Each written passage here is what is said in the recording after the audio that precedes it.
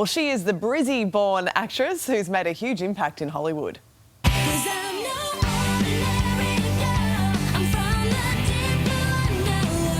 She's been adored by Aussies for years for playing Emma in H2O Just Add Water. We have to keep a low profile.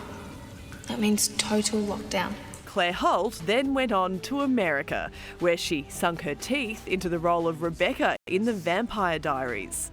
Look, Rebecca, you're really fun and pretty and all, but I really need you to leave me alone. A part she continued for 2 separate spin-off series. So this is what you do the first time we're back together as a family, Vampire Book Club. But her most recent exciting announcement is that she's expecting baby number 3. Claire revealing the news on the Cannes red carpet.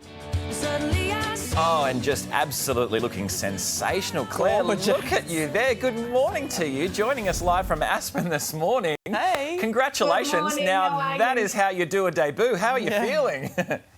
Listen, it was a bit dramatic, but it might be my last crack at it, so I decided to go all in. How are you feeling? I feel a lot better now, thank you. It was a very, very rough first trimester, my hardest by far, but now I'm out of the woods, I think, and I'm feeling a lot better. And how Thank you. how is the rest of the family feeling? How are your 2 little ones adapting to the idea of having a little one in the mix? They are so excited, which is awesome. I was a little concerned about my daughter. My son has been asking forever for another sibling, but my daughter, she's a little hit or miss, but she's very pumped, so I'm glad. Now tell us, you are about to hit the screen on a new show based on a true story. Tell us about this. It's a great cast. What did you love about this project?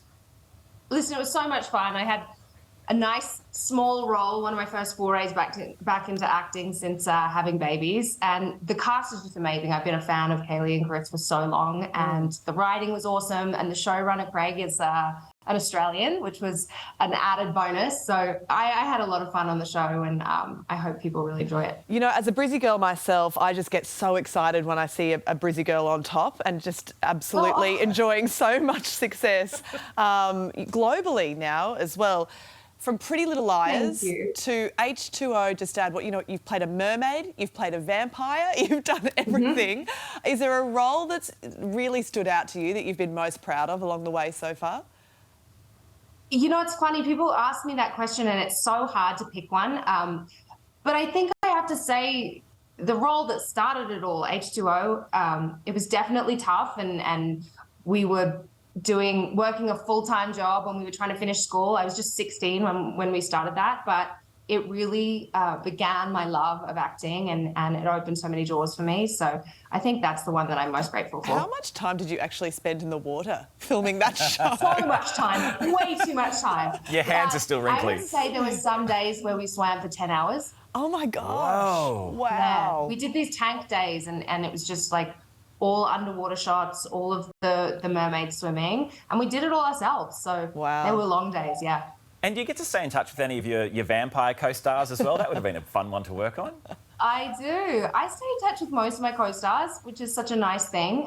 You're together for so many years, and you're like a family. And so when you finish the show, it's this strange, abrupt ending.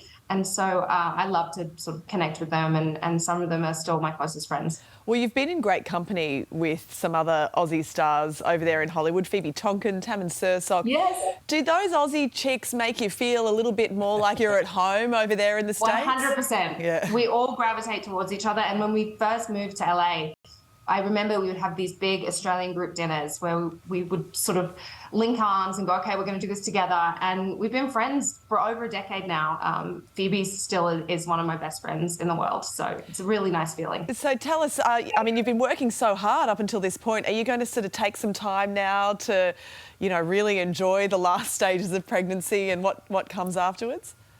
Yeah, I think so. I mean, I've taken some time off from acting to sort of build my family, and I think I'm going to try my best to enjoy it, but I miss it. So I'm so lucky that I've had a lot of other avenues that I've gotten to explore. I'm doing a scripted podcast, or it's actually out right now, called Evergreen, and that was amazing because I could record from my home or in a studio. It takes a day or two, and then you get to go back to your kids. So there's some really awesome opportunities now for someone to sort of flourish in their career as an actress or a performer, and also as a mum. So I feel really lucky. And as a proud Brizzy girl as well, apart from family, what do you miss most? I miss everything. I actually came back at Christmas and it was less than ideal with a 2 and a 3-year-old to really think through the jet lag. But I miss it so much, and I just want to get to the point where they're old enough that we can come back multiple times a year and spend time there, because I have such fond memories of growing up in Brisbane. It's like the best place in the world, I think. No argument here. No. Claire, we love your work. Congrats on the baby news. We're so thrilled for you. We hope to chat to you again soon. Thank you. Likewise. She's a sweetheart, isn't she? Isn't she?